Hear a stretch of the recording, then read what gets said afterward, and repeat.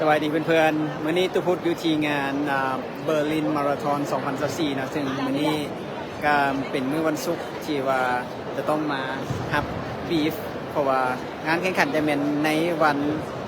อาทิตย์นี้เนาะซึ่งตุพุทธก็ฮับบีฟมาเรียบร้อยแต่ว่าเป็น เป็นเอ็กซ์โปหรือว่างานฮับบีฟที่ว่าค่อนข้างว่าจะบ่เป็นระเบียบตัวบ่เป็นระเบียบเพราะมันหลายพันขั้นตอนโพดเนาะเดี๋ยวตู้ผู้ที่โพสเป็นรูปภาพให้อีกรายละเอียดว่าแต่ละขั้นตอนที่มาหับ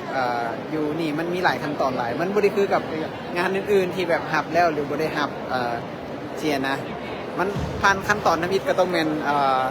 นักแลนจะต้องมาเนาะนักแลนจะต้องมาที่บริเวณเอ็กซ์โปซึ่งเป็นสนามบินเก่านะเอ็กซ์โปจัดอยู่สนามบินเก่า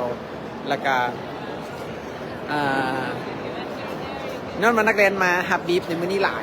ยอีหลีเนาะก็เลยเฮ็ดให้คนอังออกอยู่หน้าประตูทางเข้าแม่นทางเข้าแบบประตูน้อยๆเป็นปอง2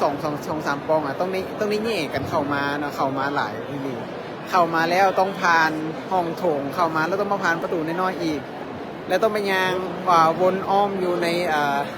นเขาวงกตอีกก่อนเนาะก่อนที่จะออกมาฮอดบอลทีฮับบิชแบนตัวนี้นะอันนี้บิชแบนทุกคนต้องมีบิชแบนตัวนี้ก่อนนะบิชแบนตัวนี้ได้ฮับบิชแบนตัวนี้นะตัวนี้นะแต่ตัวนี้แล้วเราจังมาบอลทีฮับบีฟก็จะอยู่บอลนี้นะในการฮับบีฟก็เป็นอันนั้นจะต้องเอาหนึ่งก็เป็นพาสปอร์ตและ2เป็นสตาร์ทการ์ดนะสตาร์ทการ์ดแม่นนะทางผู้จัดเพิ่นจะส่งเป็นทางอีเมลมาก่อนล่วงหน้าสตาร์ทการ์ดแต่ทุกคนต้องปิ้นมาจากบ้านเนาะต้องปิ้นมาจากบ้านสตาร์ทการ์ดจะเป็นแบบนี้นะแล้วก็สตาร์ทการ์ดก็จะมี QR code เนาะมาตรงนี้เพื่อมอบให้เจ้าหน้าที่และเจ้าหน้าที่เขาเจ้าจังซีเอาปิ้นบีบให้นะซึ่งตู้ก็ได้มาบีบตู้นะ82732เนาะมีซื้อขึ้นมาให้เรียบร้อยแล้วก็จะบอกว่าจะได้อยู่บล็อกดีเนาะได้อยู่บล็อกดีซึ่งด้านหลังจะมีทัมมิ่งชิปอยู่นี่นะด้านหลังมีทัมมิ่งชิปอยู่นี่ก็ได้บีบมาเรียบร้อยแล้วก็งานนี้บุมีเสื้อบุมีอย่างเนาะบุมีเสื้อฟินิชเชอร์หรือเสื้ออีกอย่างได้แต่บีบอย่างเดียวต้องไปเสื้อเองเสื้อฟินิชเชอร์เดี๋ยวออกจากนี่จะเป็นในส่วนโซนของเมอร์แชนไดส์ของงานซึ่งอาจจะเพราะว่าจะเป็นในส่วนของของที่ระลึกในงานซึ่งในงานนี้สปอนเซอร์ลักแมน Adidas เนาะฉะนั้น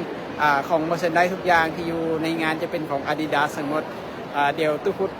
ชีขอจบไลฟ์การฮับบีฟแบบสั้นๆแบบนี้ไว้ก่อนเนาะเดี๋ยวชีพาไปทัวร์เบิงเมอร์แชนไดส์หรือว่าบริเวณเอ็กซ์โปหันว่าเขาเจ้ามีซื้ออย่างแน่ขายอย่างแน่สิเดี๋ยวไปเบิงน้ำกันแต่ว่าก่อนที่จะเข้ามาฮอดเอาบีฟเนี่ยลำบากหลายผ่านมาเกือบ1 ชั่วโมงเนาะจากประตูทางเข้าต้องบุกพาฝูงคนเข้ามาเป็น50,000 กว่าคนเนาะซึ่งตอนนี้ก็ยังคนนักเล่นก็ยังเข้ามาเรื่อยๆอยู่เนาะนักเรียนยังเข้ามาเรื่อยๆนะนี่มีคนข้างหลังนี่แต่นี่เสร็จคนที่ข้างหลังนี่กันได้บีมาเรียบร้อยได้เดี๋ยวชิไปซอกซื้อเสื้อของงานอีกวันหนึ่งนะซื้อเสื้อของงานอีกวันนึงนะโอเคแล้วจบคนนี้ก่อนเดี๋ยวจะไปเบิ้งในส่วนของเอ็กซ์โปว่ามันมีอย่างไรเดี๋ยวซีไลฟ์ไปอีกเบิ้งอีกวันหนึ่งขอบใจแล้วเจอกันวันที่นี้เด้อ